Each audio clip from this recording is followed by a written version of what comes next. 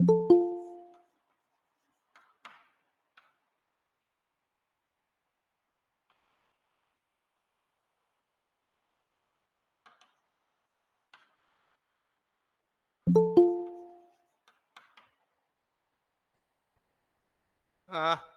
we were discussing about uh, the different types of, the static calibration, static characteristics, and among that we have said that the primarily we have a signal input, but there may be other types of inputs are there, which is modifying input and interfering input, which may also change the output there. And modifying input, we have said that if it is a linear characteristics, it changes the slope, and while interfering input, if it changes the bias or the zero input signal there. So these are the three, and we have seen that this could be removed if we know the modifying input and interfering input characteristics and etc. Their effects can be eliminated by regular calibration. We need to calibrate it, and by through regular calibration, you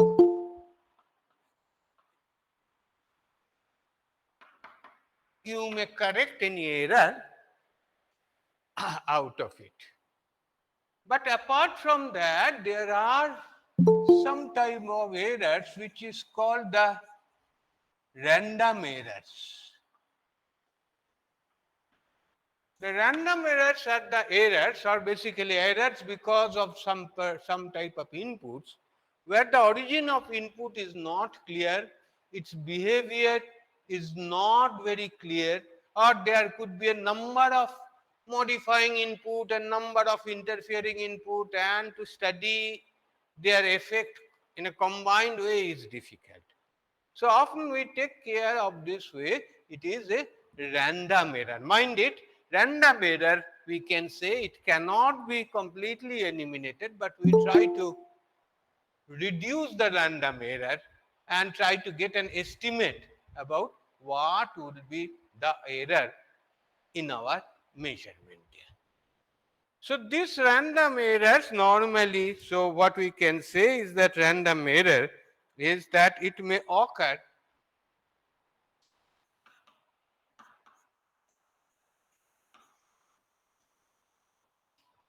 due to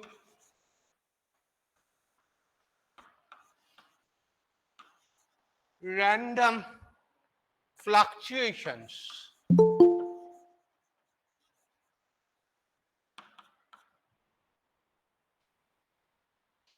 of modifying and interfering input.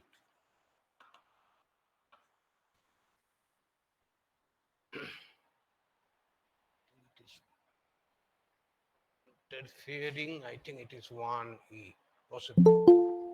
Interfering input.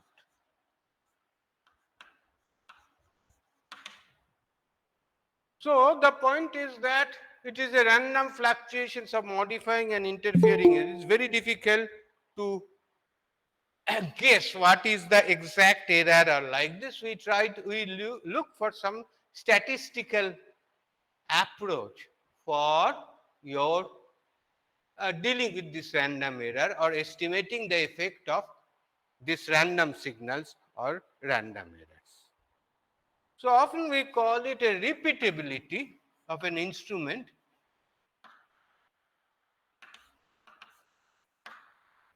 is, and for that one what we do, if a measurement is carried out n times repeatedly,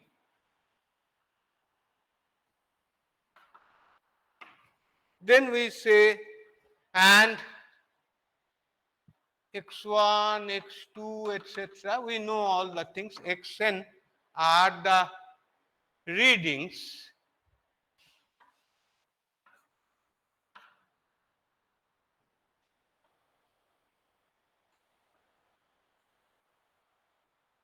then what we do is that we know all the things, that is the mean is equal to 1 by n sigma xi I is equal to 1 to n there. So this is the why we go for the averages, and this is given as x bar there. And we also express the standard deviation, which is the measure of the spread of the readings and etc. It is given as sigma is equal to 1 by n minus 1 I is equal to 1 to n into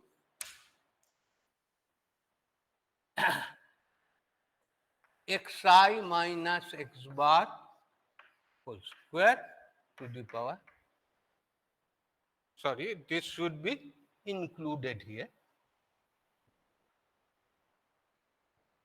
Xi minus x bar whole square to the power half there. And if it is normally this n minus 1 term is taken to avoid the situation, awkward situation, if the number of reading is 1. If the number of reading is 1, the mean will also be 1, the same as the reading. As a result, the deviation will be 0. But in this case, if we make it n minus 1, then it is, we cannot define the standard deviation in case of if the reading is only 1. So that is what we do it. But the point is that for n is greater than 30, we can safely say sigma is equal to 1 by n, and then sigma I is equal to 1 to n xi minus x bar whole square to the power half. And we know the variance V is equal to sigma square. Okay. These are the things there. And to express the repeatability, what we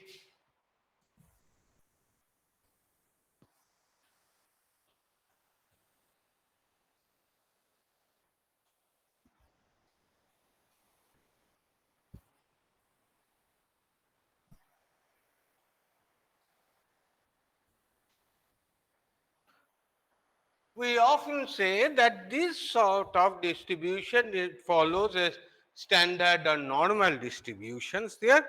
And for the normal distribution,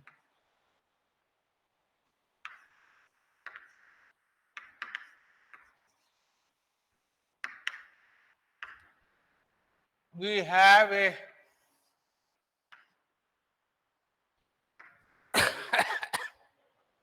P of x is a probability density function.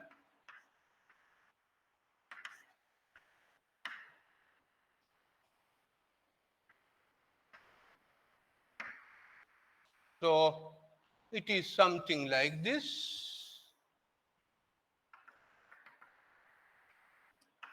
which is maximum at the mean value if it is a normal distribution. But if we have a different types of sigma, you can say that it could be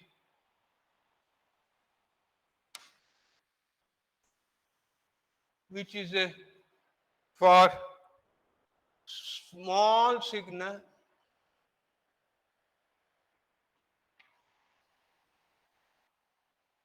and this one is for high sigma value.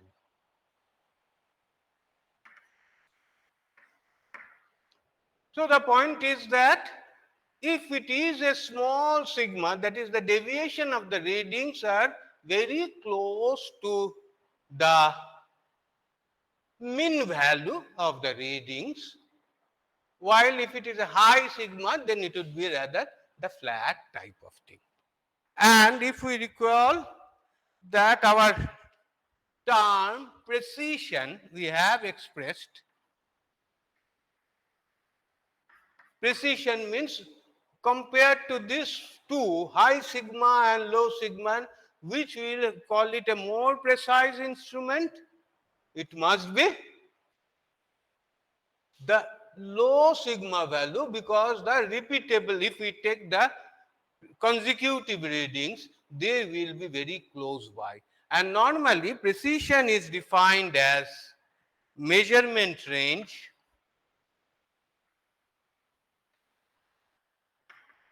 if we want to express it in numbers or like this, and divided by maximum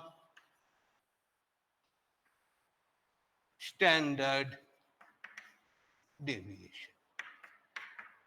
So often what we say, the instrument readings and etc., if I say the instrument A is 1% or 2% error or like this, often we mean that after frequent calibration also there may be a fluctuations of the readings, and that would be within 1% or 2% like this. So the question is that next cause is that what we next part it's coming to be, so call it error analysis. Sir, what is maximum standard deviation? Means only one standard deviation is there, na? So maximum. So there may be different ranges we take it, all the things we just take into account, and then we just put it. For your convenience, you can say if it is one, I can skip this one, but there may be a different ranges of measurement, then it would be here. Now we go for the error analysis.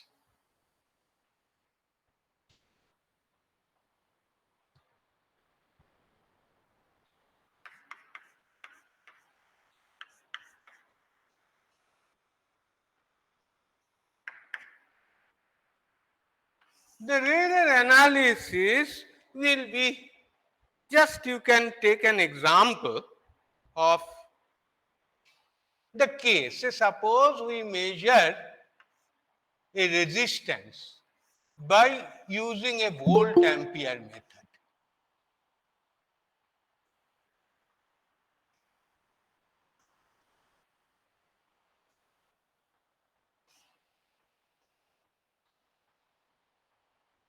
You measure the resistance R is equal to the voltmeter reading by ammeter reading there. The question is that if the voltmeter, while you do the measurements, voltmeter has got certain error in it, ammeter has got certain error in it. So definitely measurement of the resistance R will be dependent on the accuracies or error in voltmeter as well as the ammeter.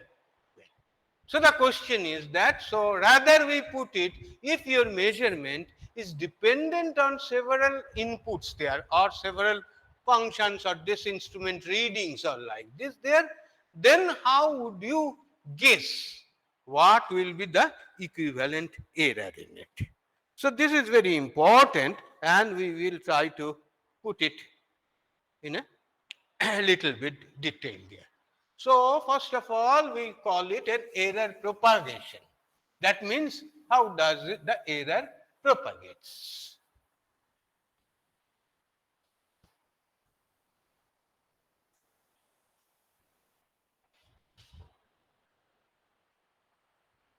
Say suppose let y is equal to a function of x1, x2, say suppose that is equal to xn.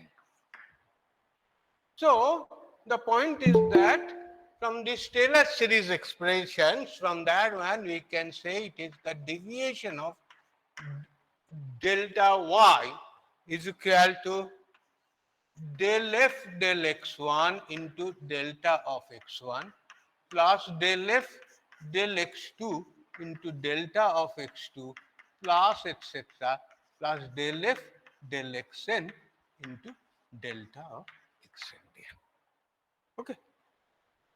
So suppose we have a number of readings. So at this del x1, del x2, del xn are the deviations or the errors in these instruments here. So naturally, if we want to estimate the complete error for this whole measurements like this, say suppose a one is del x1 is the current reading, error in the current reading, V is the error in the voltage reading. How would you estimate the whole measurement error in the measurement of the resistance there? So what we can do is that one way is that is called a limiting error. So what is the limiting error? So it's a conservative result. They assume all the errors occur simultaneously and are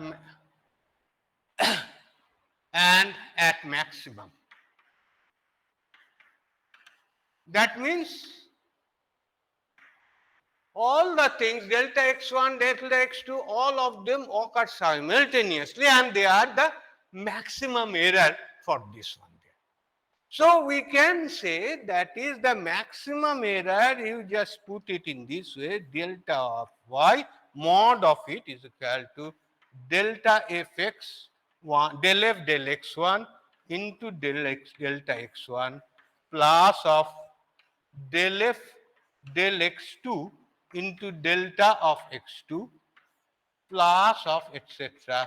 plus of mod of del f del xn into delta of xn. So we can say it's a limiting error because the limiting means that no by any chance. So we are very conservative. By any chance, any error will not go beyond this one because we are considering all of them occurring simultaneously at maximum. I would put it, add it positive.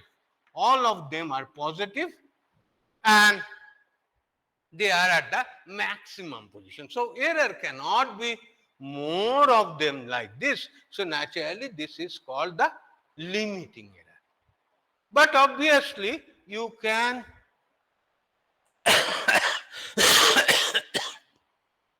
say that these are conservative.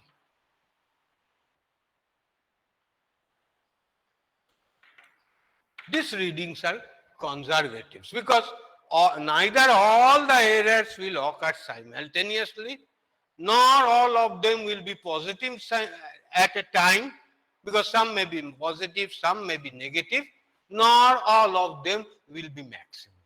But it is a conservative estimation or like this, but definitely it may be too conservative to work with. So we look for the other ways for going for it or doing it like this. Yeah. So for that one, I just tell you one more because these are the things are very important. I would like to elaborate these things there. So I take an example for this volt ampere characteristics. Okay. Say suppose readings here it is say the voltmeter, it is 0 to 100 volt and the readings here plus minus 1% accuracy. And the ammeter reading is 0 to 1 ampere and reading and it is plus minus 2%. and I find, say suppose the reading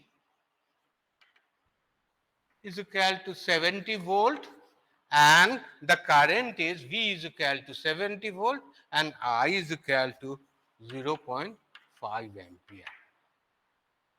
So the question is that what would be, we can exactly find out what is the value of R is quickly I can say it is 140 ohm, but more difficult is that what would be the error estimation in our resistance measurement.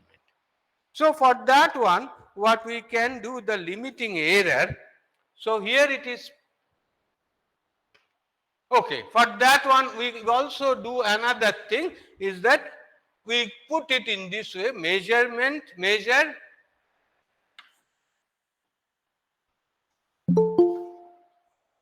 error in power measurement.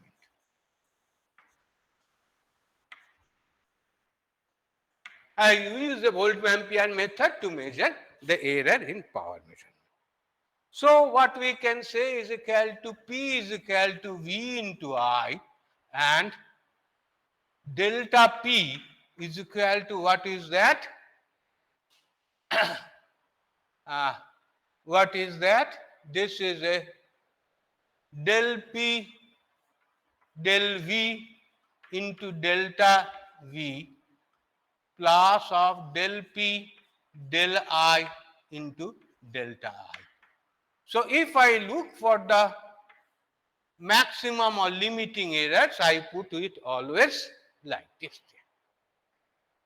So what is the value of del P by del V is equal to 1 by del V by I plus of V into del, sorry, why should that be del P by del V? Sorry, I have put it like this. Del P by it is I into delta V and this is like this there. Or if I put it in this way, I can say it is delta P by P mod of it is equal to mod of delta V by V plus of mod of delta I by I. Got it? But the thing is that in this case, what will be the readings I know, but the V value I know, I value I know, but what will be the error in it? Delta V and delta I. But the question is that in this case, once we define the error, that is a error is the range is that 0 to 1%, 0.1 ampere plus minus 2%, it indicates the error at full scale. That means when the current is 1 ampere, so then the error is plus minus. So at 1 ampere current, so the error delta I is equal to, what is it? 2% of this one is equal to 0.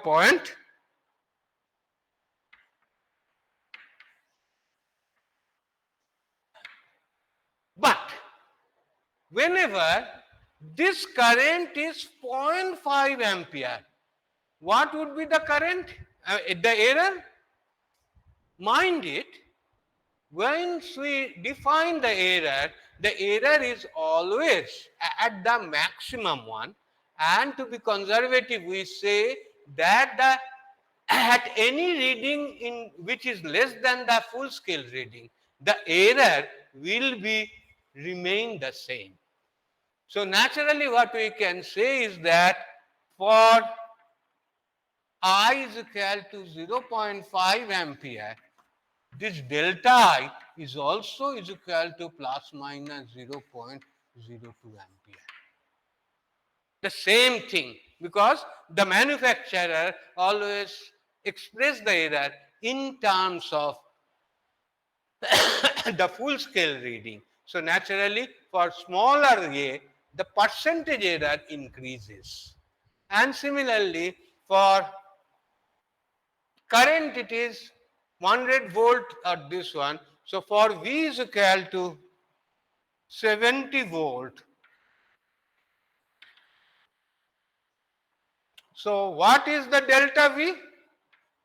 It is also plus minus 1 volt here, because 1% is 0.1 volt, it is plus minus 1 volt here.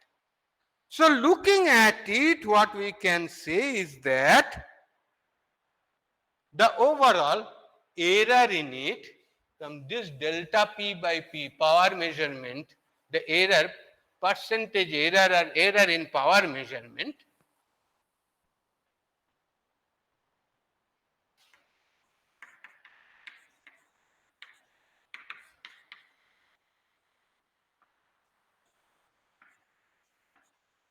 obviously we know that the power is equal to 35 watt. So error in power measurement, here it is delta P by P is equal to, what is that? It is 1 volt divided by, it is 70 volt, plus of, here it is 0.02 divided by 0.5 ampere is the reading there. Okay. So this will be, if we express it in percentage, so from that one we can say it is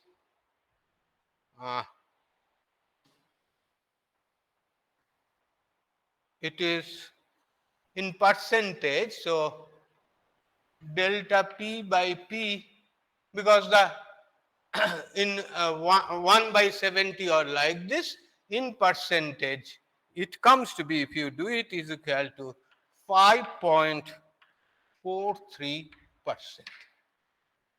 So plus minus 5.43. So what we can say is that the error in the maximum error, we can say that power will be 35 watt measured, but the maximum error, I can say it is whatever may be, that 5 plus minus 5.43% of the A there. But definitely, why this one we refer to our, what we call it, it is the limiting error, because we are assuming the voltage error in voltage measurement, error in current measurement, both of them at a time having maximum, while the power measurement at this one, and they are all positive. But this is not the actual case. So definitely it is rather conservative, and we look for another way for doing a error analysis or estimation of the error in a less conservative manner, which is more towards the practical one. So what we can say is that, so what we had it is that, so that is the limiting error, and that one we can call it using standard deviations. So what we have it, we had it delta y is equal to del f del x1 into delta x1 plus del f del x2 into delta x2 plus of del f del xn into delta xn. So instead of taking the mod of these things, we square it. If we square it, we get it delta y square is equal to del f by del x1 into delta x1 whole square plus of del f by del x2 into delta x2 whole square plus of del f by del xn into delta xn whole square. Apart from that, it would be twice of del f del x1 into del f del x2 into delta x1 into delta x2 plus of similarly twice of del f del x2 into del f del x3 into delta x2 into delta x3 plus of 1. So we can say that this, if we take a square and do the things there. And now we take repeated measurements for the same values or like this there. And we call it the, if the variations are independent,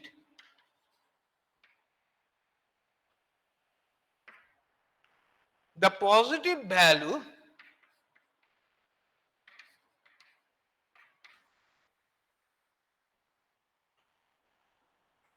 of one variation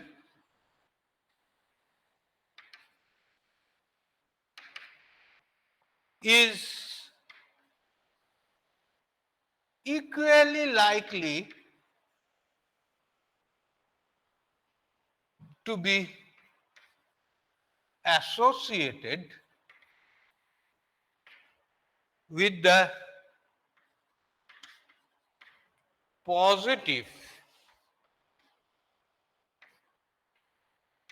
or negative values of other increments.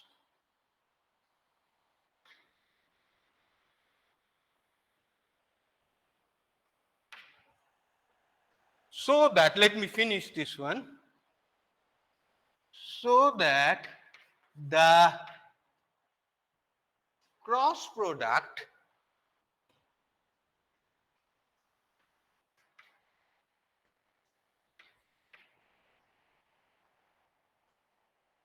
terms are 0 when averaged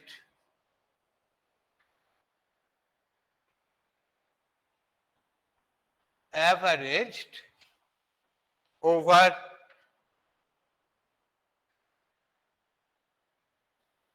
repeated measurements. What do you mean?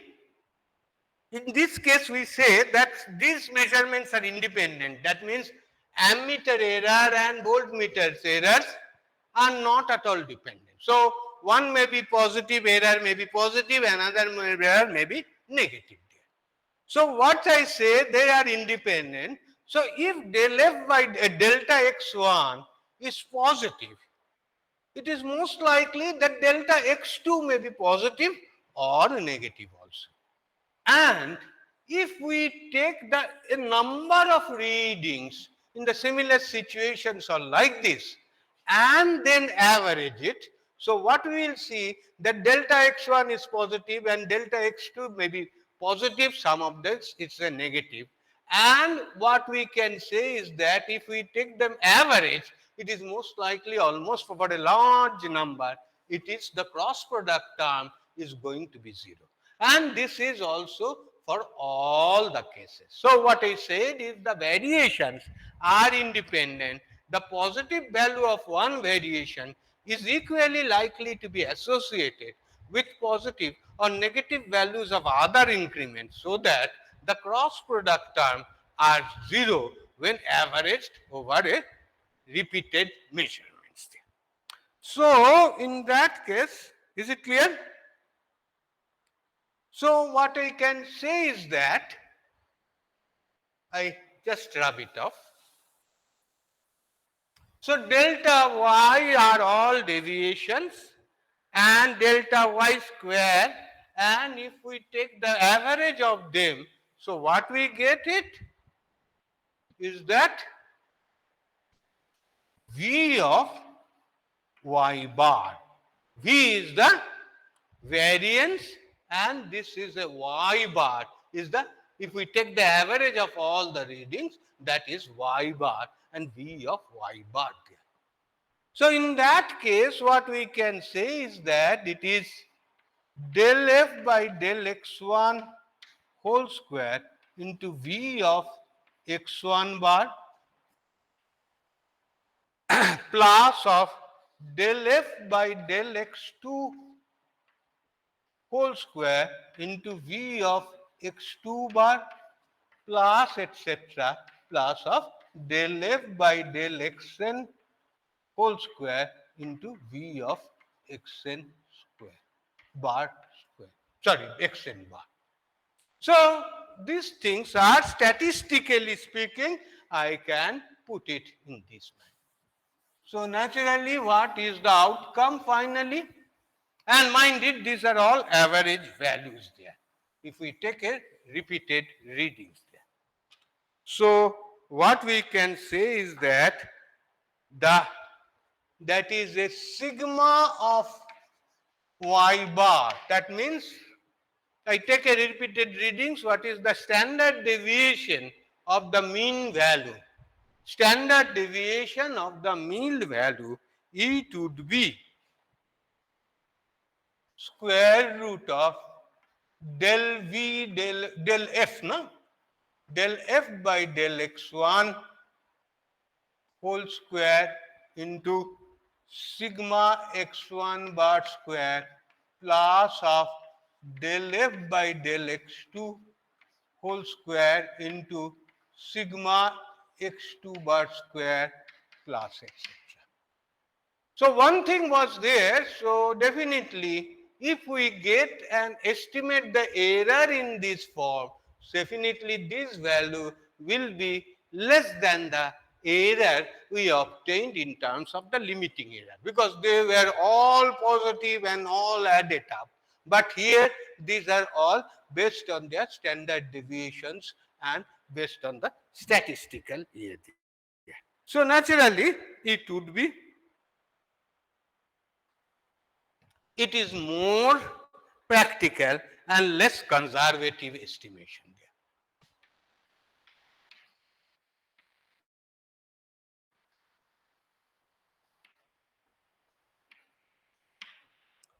So we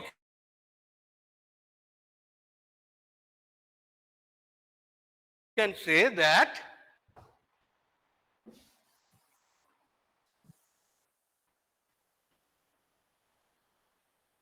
if we, for simplicity, if we put that f is a function of two variables only, just we can get it very nicely.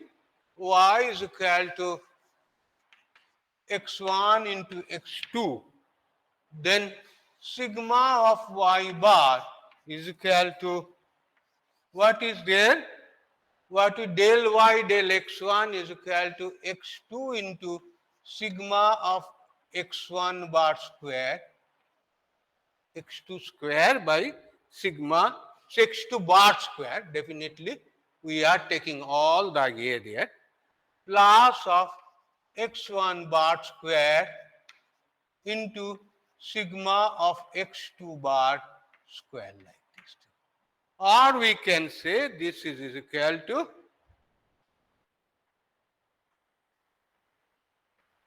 x1 bar, x2 bar, if we take it, root over sigma x1 bar square divided by x1 bar square plus of sigma of x2 bar square divided by x2 bar square, like this. So I can put it in a decent way. And also if y is equal to x1 by x2, similar way we can say sigma of y bar is equal to, I am not deriving it, sigma of x2 bar by x1 bar root over similar way sigma x1 bar square divided by x1 bar square plus of sigma of x2 bar square divided by x2 bar square. So this is the way we can put it. So if I say some uncertainty in this one power measurement, if it is in terms of standard deviation, you can put it in this way. Often the uncertainty is expressed, uh, but while expressing, we must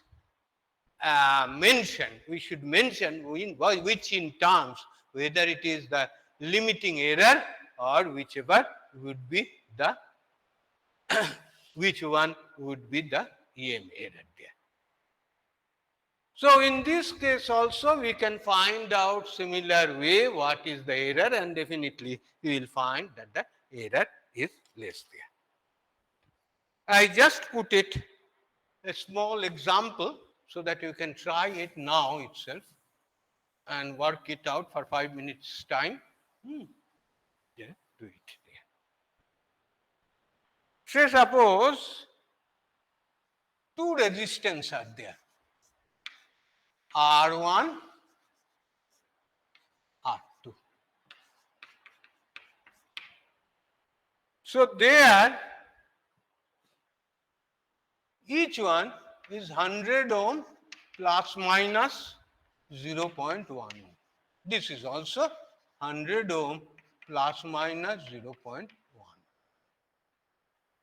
Okay. This is one way, and here you put just 1 minute.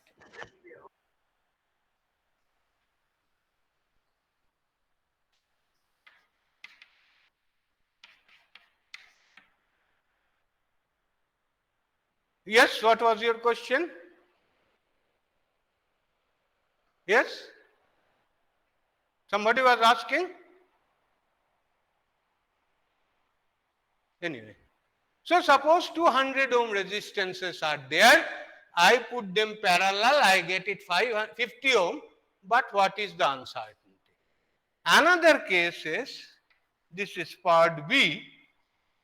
We have 225 ohm resistors, and here also it is plus minus 0.02 ohm.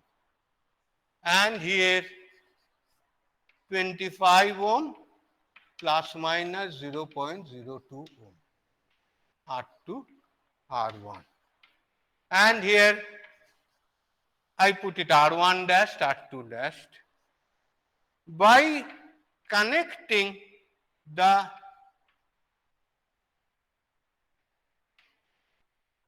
two in series, we can also get 50 ohm.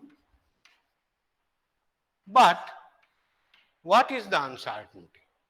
Rather, my choice is, I have been given a choice that which one would you select for getting a 50 ohm resistance. One is that 200 ohms, 0.1 ohm uncertainty. Of course, while you speak it, it is all in terms of the standard deviation. Another one is that 225 ohm resistance in connected in series, and we get it. Which one would be the uncertain values like this? Please try. I think 2-3 minutes, 5 minutes are there. Any question up to this?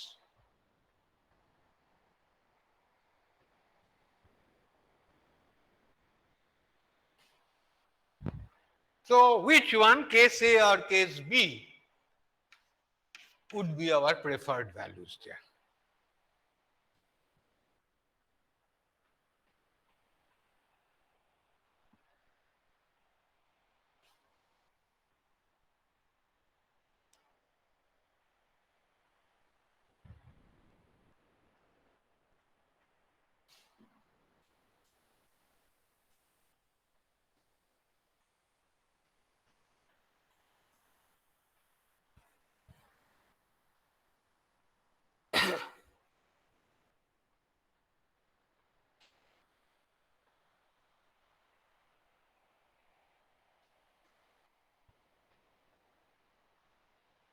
Anybody?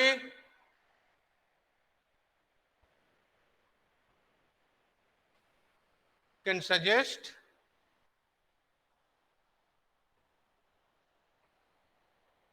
Minded, these are all in terms of the standard deviation.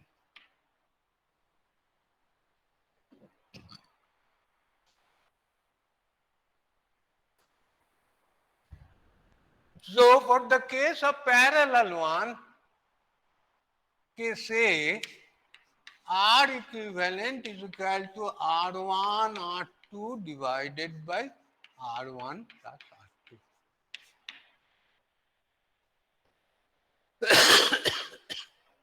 So del R equivalent by del R1.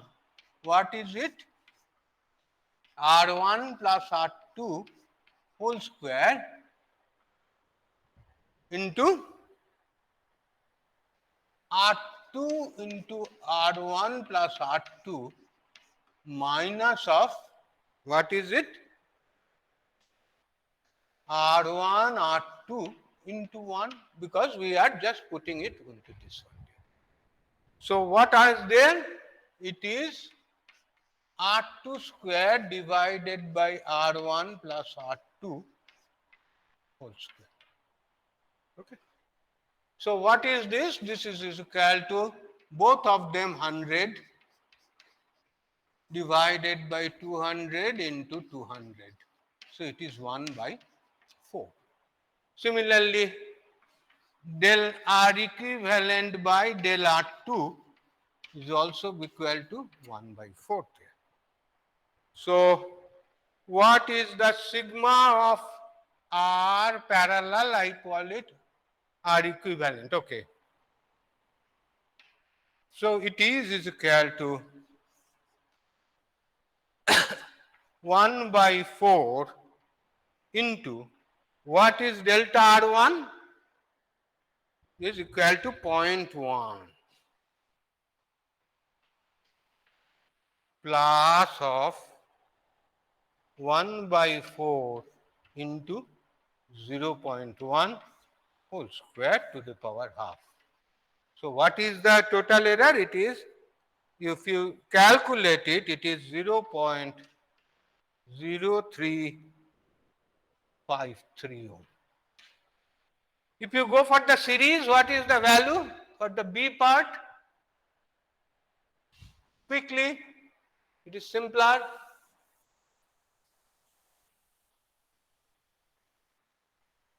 So part B is equal to R equivalent is equal to R1 plus R2, I call it this two. What is this value? Anybody? 0.028. Yeah. Is equal to 0.0282 ohm. So there itself you can see that the probability of the error in the equivalent one will be less if we select 250 ohm 25 ohm resistance, though their errors are more, but equal A there, here the probability or the A will be less compared to the 200 ohm in parallel. So naturally, often we neglect this issue, but if we really try to go for A there, try to design our actual scenario like this, you may have to often go into this one because these errors will make you, because further may propagate further for the total values of the measurement or like this. So this is one example I am just giving it like. So we stop here. So with this one we have concluded the static measurement part. Next day we will go for the dynamic measurement part where there would be where the inputs are basically varying with time there. Inputs are varying with time. Any question? If it is not, let us conclude today. We will continue with the next part. It is the dynamic measurement on tomorrow. Thank you. Bye.